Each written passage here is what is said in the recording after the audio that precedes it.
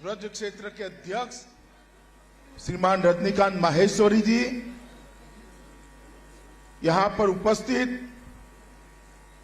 हमारे सारे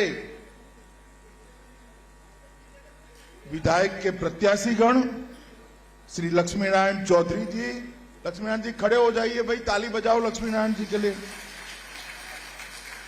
श्री पूरण प्रकाश जी बलदेव के विधायक है, गोवर्धन के प्रत्याशी आगे राउंड है वहीं पर है, श्रीकांत जी भी मेरे साथ अभी राउंड में थे और राउंड में गए हैं, श्रीकांत जी भी आ गए हैं। और आज यहां विशेष जो वृंदावन मथुरा से संतगण उपस्थित है, इनके श्री चरणों में मैं प्रणाम करता हूं। और आज इस छोटी सी परंतु महत्वपूर्ण बैठक में आए हुए मथुरा वृंदावन के प्यारे भाइयों बहनों, आप सभी को मेरा प्रणाम। मित्रों, आज मैं यहां पर आया हूं 2022 के यूपी इलेक्शन के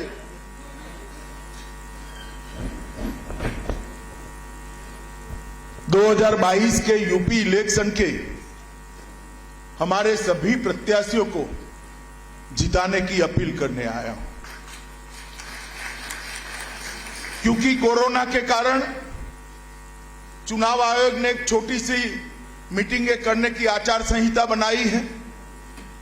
भारतीय जनता पार्टी भी आचार संहिता का सम्मान करती है और हम सभी ने तय किया है कि इस प्रकार के संवाद के माध्यम से और संवाद को मीडिया के माध्यम से घर घर पहुंचाकर इस बार चुनाव प्रचार किया। मित्रों, आज मैं जब मथुरा में आया हूं, ये मथुरा, वृंदावन, गोवर्धन न केवल उत्तर प्रदेश, देश भर के लोगों का श्रद्धा केंद्र है, क्योंकि यही क्षेत्र है जहां पर भगवान श्री कृष्ण ने श्री कृष्ण बनने की प्रक्रिया की शुरुआत करी। कान्हा को श्री कृष्ण बनाने वाला क्षेत्र यही है। कहीं पर भी जाते हैं, अगर मालूम पड़ जाएगा, आप देश में कहीं पर भी जाइए, मालूम पड़ जाएगा वृंदावन से आए हैं तो तुरंत बोलेंगे राधे राधे, तुरंत बोलेंगे। और न केवल देश, दुनिया भर के अंदर समर्पण भाव के लिए राधा जी का जो कृष्ण के प्रति समर्पण था, जो भक्ति थी, उसके लिए कृष्ण के आगे भी आज हम राधा का नाम देते हैं, राधे कृष्ण बोलते हैं। और ये भूमि, यही भूमि पर ढेर सारे अत्याचारों को करने वाले कंस का वध भी हुआ। 3 महीने से लेकर 14 साल की आयु तक जितने भी असुरों को भेजा, प्रभु ने इसका संहार भी इस भूमि पर किया और धर्म की स्थापना करने का काम किया था। मथुरा की दिव्यता, भव्यता लौटाना, उसकी आध्यात्मिक ऊंचाई को जरा भी कम करे बगैर उसको आधुनिक से आधुनिक तीर्थ स्थान बनाना, ये भारतीय जनता पार्टी का लक्ष्य। और इस दिशा में 5 साल में ढेर सारे काम हुए, ढेर सारे कदम उठा गए। और मगर मैं इस पर जरा बाद में आऊंगा। सबसे पहले कार्यक्रम के माध्यम से ब्रज क्षेत्र की समग्र जनता को मैं 2 हाथ जोड़कर धन्यवाद करना चाहता हूं, क्योंकि चाहे चुनाव 14 का हो, 17 का हो, 22 का हो, ब्रज के डिब्बे जब खुलते हैं सिर्फ कमल ही कमल दिखाई देता। मैं तीनों चुनाव में भारतीय जनता पार्टी के साथ यहां जुड़ा रहा। 2013 में मैं यहां प्रभारी बनकर आया था। 14 में चुनाव हुआ, उत्तर प्रदेश ने मन खोलकर भोले शंकर की तरह मोदी जी की झोली वोटों से भर दी और पूर्ण बहुमत की सरकार। 17 में आया, हमने कहा कि मोदी जी को बिठाने से कुछ नहीं होता, जहां तक उत्तर प्रदेश में व्यवस्था नहीं बदलती है, उत्तर प्रदेश का विकास नहीं हो सकता। आपने मोदी जी की अपील का सम्मान करते हुए 300 से ज्यादा सीटें देकर भारतीय जनता पार्टी की पूर्ण और फिर से 2019 में भारतीय जनता पार्टी के कार्यकर्ता आए, उस वक्त भी मैं अध्यक्ष था। आपने किसी की सुने बगैर हमेशा की तरह आशीर्वाद भारतीय जनता पार्टी को। इसलिए मैं ब्रज क्षेत्र की जनता को कहने आया हूं, ये 7.5 साल में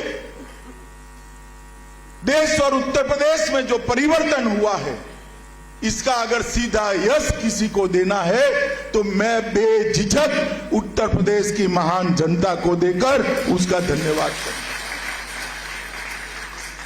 और इस बार यूपी का जो चुनाव है, मैं आप सभी को कहना चाहता हूं, भाइयों बहनों युवाओं, ये यूपी के चुनाव को विधायक का चुनाव मत समझिए, किसी को मंत्री मुख्यमंत्री बनने का चुनाव मत समझिए। उत्तर प्रदेश का चुनाव आने वाले देश में भारत के भाग्य का निर्णय करने वाला चुनाव, क्योंकि देश के सबसे बड़ा सूबा है, 22 करोड़ से ज्यादा मतदाता अगर विकसित नहीं होता है प्रदेश, तो देश का विकास भी पिछड़ा रहेगा। और अब तो हमारे यहां कहते हैं, नैनिहाल में भोजन करने बैठो और मां परोसने वाली हो तो कोई दिक्कत आती है भाई? खाने में आती है? बताओ। अब यूपी का विकास करना है, आपने वोट भी दिए और मोदी जी भी उत्तर प्रदेश से जीतकर देश के प्रधानमंत्री बने हैं। यूपी वालों को तो दोनों हाथों में लड्डू है। मित्रों, उत्तर प्रदेश का चुनाव आने वाले 5 साल के लिए उत्तर प्रदेश किस पार्टी के हाथ में, किस विचारधारा के हाथ में जाएगा, इसका चुनाव। भारतीय जनता पार्टी की सरकार देखने के पहले उत्तर प्रदेश ने एक लंबे कालखंड तक सपा बसपा सपा बसपा सपा सपा बसपा सरकारें देखी। सपा आती थी, एक जाति का काम करती थी, बसपा आती थी, दूसरी जाति का काम करती थी। कभी भी उत्तर प्रदेश का संपूर्ण विकास का नक्शा किसी ने खींचा ही नहीं। ये तो नरेंद्र मोदी जी के प्रधानमंत्री बनने के बाद, योगी आदित्यनाथ के मुख्यमंत्री बनने के बाद सबका साथ, सबका विश्वास और सबका विकास का सूत्र। ये जो सरकार है भारतीय जनता पार्टी की, ये सरकार जो भारतीय जनता पार्टी की है, वो किसी एक जाति की नहीं, संपूर्ण समाज की। आपने 2017 में ही जातिवाद, परिवारवाद और तुष्टीकरण के आधार पर राज करने वाली पार्टियों को दरकिनार कर दिया। आप मुझे बताइए, राजनीति के अंदर जातिवाद और परिवारवाद होना चाहिए क्या? होना चाहिए?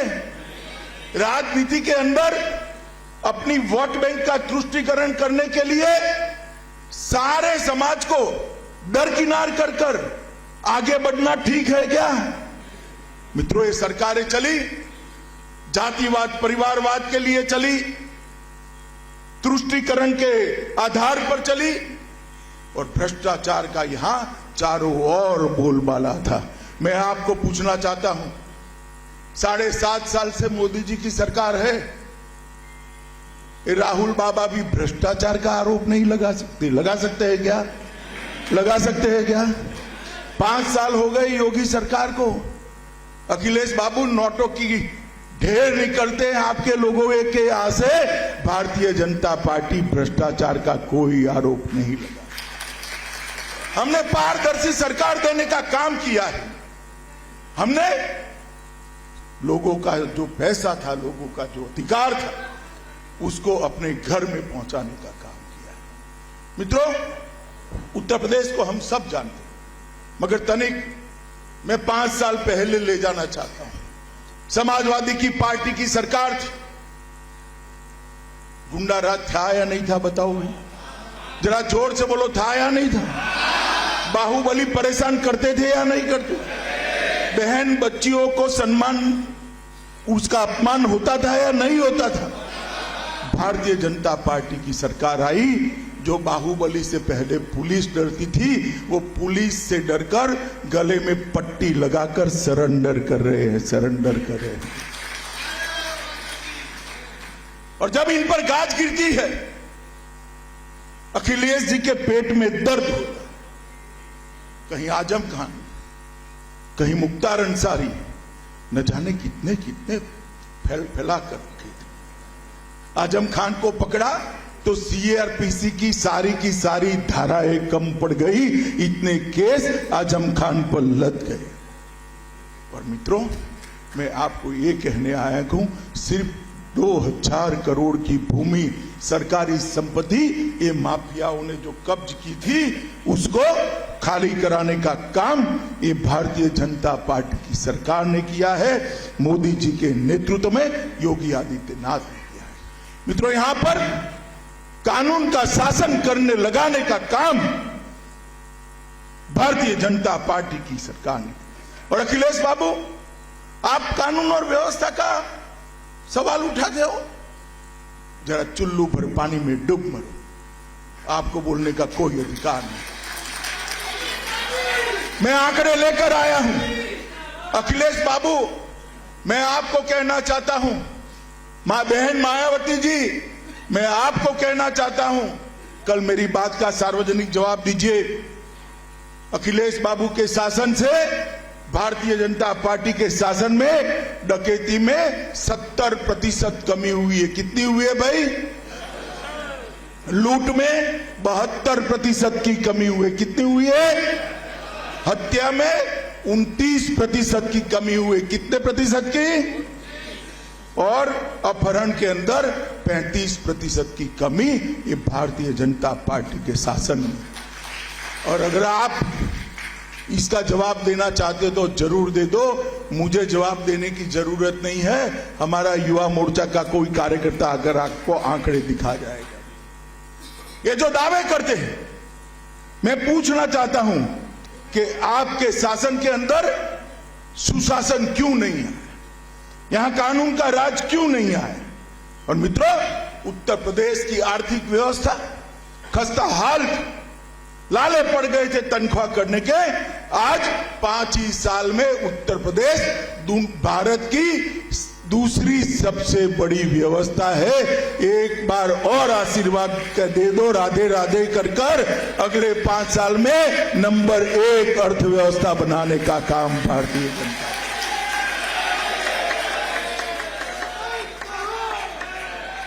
मित्रों, यहां बहुत सारी माताएं बहनें भी बैठी हैं। अब तो बोतल का जमाना आ गया है, परंतु पहले मटकी लेने जाते थे तो मटकी को ठीक से टकोरा लगाते थे या नहीं लगाते थे? जरा जोर से बोलो भाई, लगाते थे या नहीं लगाते? तो ये 100 रुपये की मटकी को टकोरा लगा कर लेते हैं। 5 साल तक जिनको यूपी देना है, इस पर तो एक बार टकोरा लगा देना।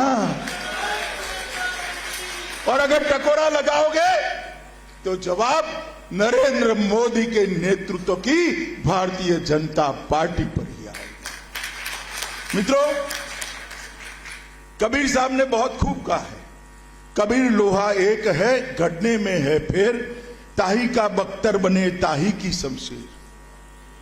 लोहा ही होता है, गढ़ने में परिवर्तन हो। यही उत्तर प्रदेश था, यही पुलिस थी, मगर शासन किसके हाथ में है, इसका परिवर्तन है। आज श्रीकांत शर्मा यहां बैठा है।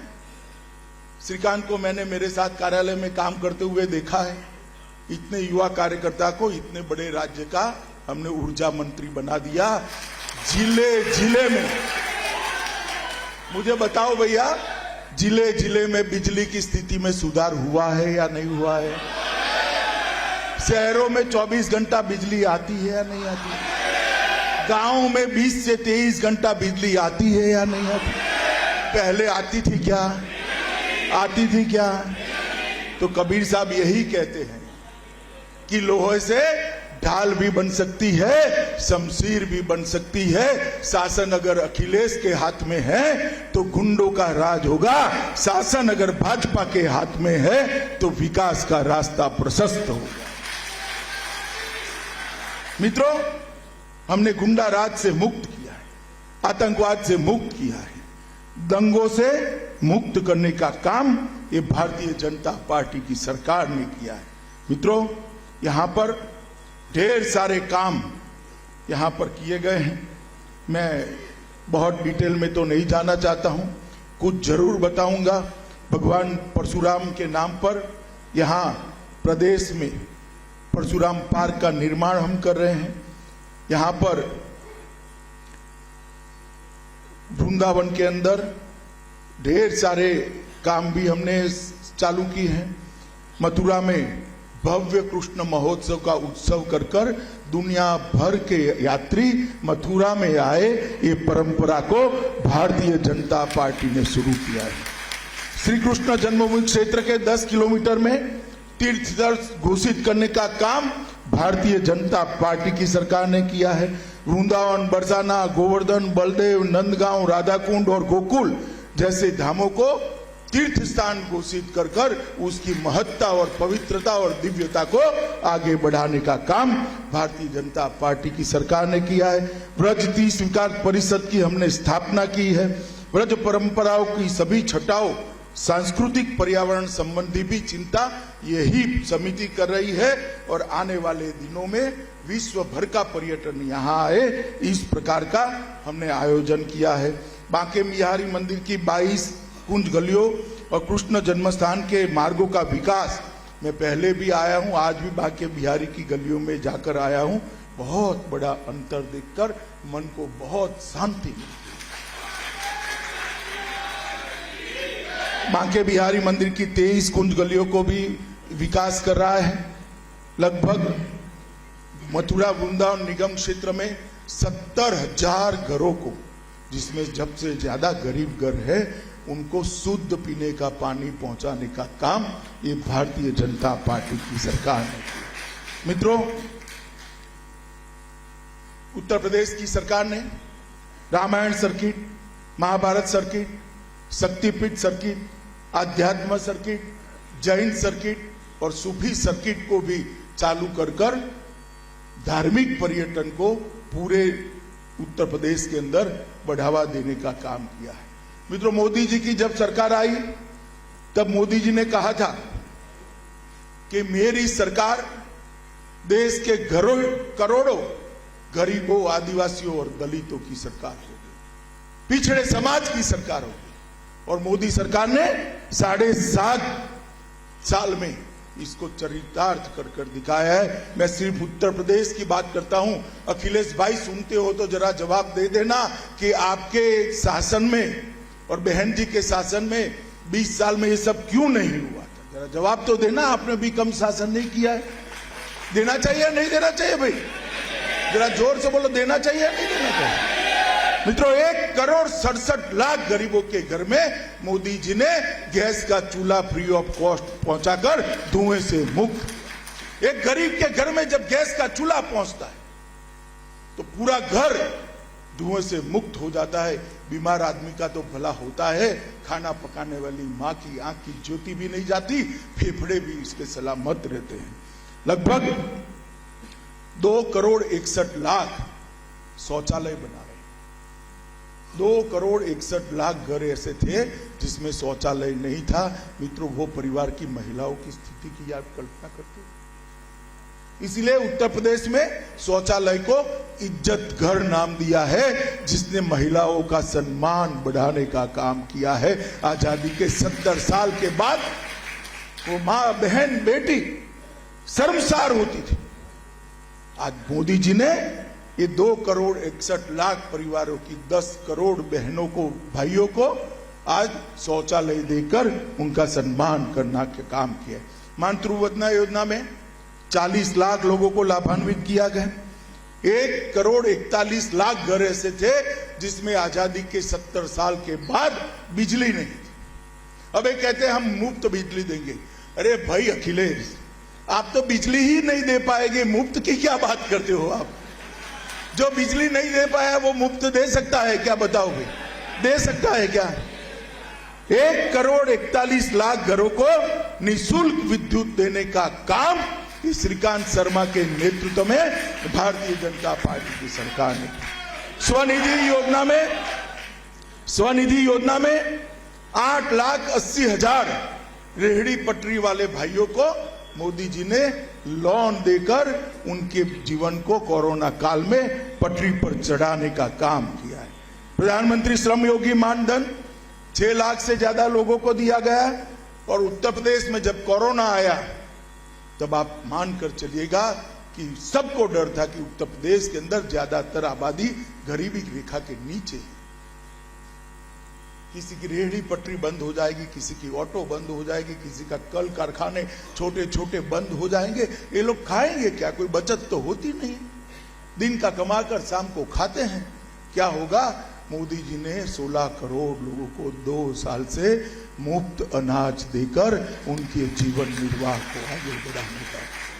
विश्व में कहीं पर भी चले जाइए मित्रों, कोई भी प्रांत में चले जाइए, कोई भी देश में चले जाइए, देश में 80 करोड़ और उत्तर प्रदेश में 15 करोड़ लोगों को, गरीब लोगों को खाने का अन्न नरेंद्र मोदी जी ने पहुंचाया है। मित्रों, मैं मानता हूं कि भारतीय जनता पार्टी की सबसे बड़ी उपलब्धि है और इसका आशीर्वाद भारतीय जनता पार्टी हमारे नेताओं के सर पर नहीं है, इसका आशीर्वाद ये वृंदावन और मथुरा की जनता के सर पर है। क्योंकि सरकार तो आपने बनाई, आप सरकार न बनाते तो ये कैसे होता? प्रधानमंत्री आवास योजना, गरीबों के पास घर नहीं थे। अखिलेश बाबू सुन लेना, गरीबों की बात करते रहे आप। घर नहीं थे गरीबों के लिए।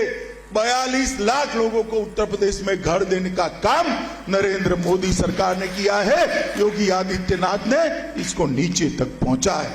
2,54,00,000 किसानों को हर साल 6,000 रुपया, 37,000 करोड़ रुपया हमने सीधा इसके बैंक अकाउंट में पहुंचा है। अखिलेश शिवपाल की जोड़ी सुन ले, कोई बिचौलिया नहीं है।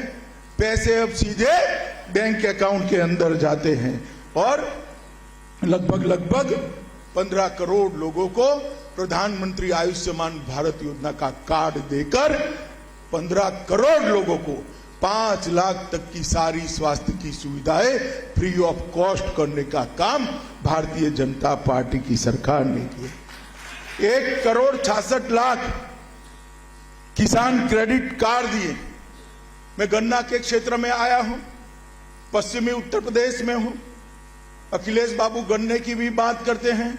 भैया अखिलेश, आपके राज्य में रिकॉर्ड लेकर आओ जनता के सामने, कितना पेमेंट हुआ।